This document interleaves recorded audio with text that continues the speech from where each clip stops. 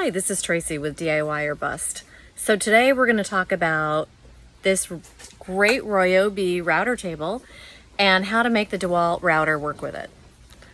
I know, you're like thinking the same thing, right? Why won't these go together? Well, let me show you. The router table setup instructions include instructions for how to pre-drill holes through this throat plate here for your router, right? And it's got all these pre-drilled holes. Well, when you flip to the page where the listing is for where those holes are, there we go. Guess what's not on them? Right there, between Craftsman and Hitachi. There should be DeWalt, right? C, D, E, F, G, H, not there.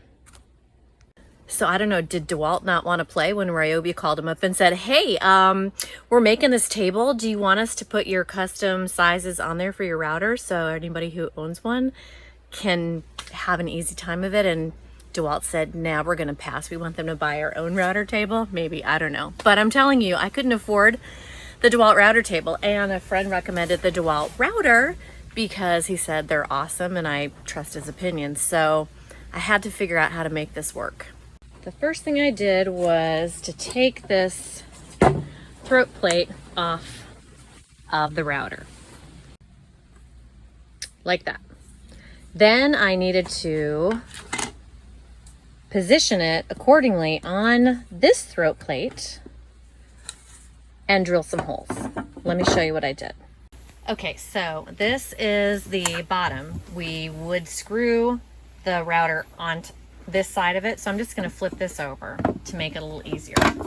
And what I did is I centered the throat plate on, or whatever this is called. I'm calling it a throat plate anyway.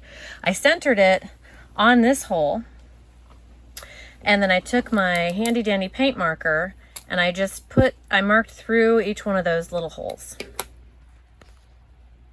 so that I could see where to drill into this plate. And I took my number 8 countersink, and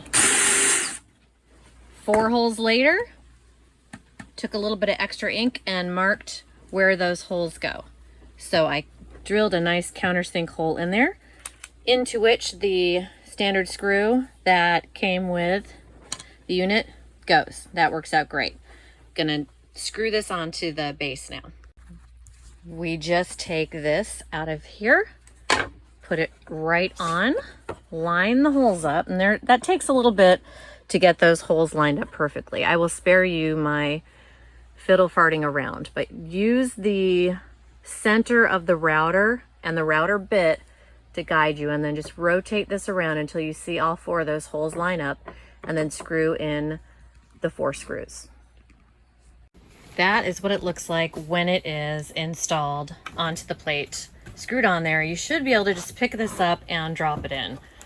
But as I'm fumbling around, I see these handles have got to come off. So that's very easily done with an Allen wrench, and you just unscrew the handle from the base.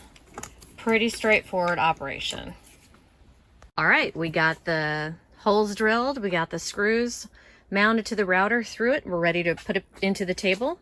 Take your power cord and just drop that through that opening. Grab your router. Make sure that this notch is pointed towards the vacuum hole right there, okay? And then secure with your 2 screws here. Very important that this is screwed into the table. Otherwise, it will vibrate like the dickens when you're trying to use it, and then you won't have nice cuts. So there you go. Very easy. Also, just to, whoops, sorry, my other one in here, to plug this into, it's like a little power strip that's got the power, the power button right here. And then you plug that into your power cord. There you have it. That's how we get the DeWalt router to work with the Ryobi table. Thanks for watching DIY or Bust.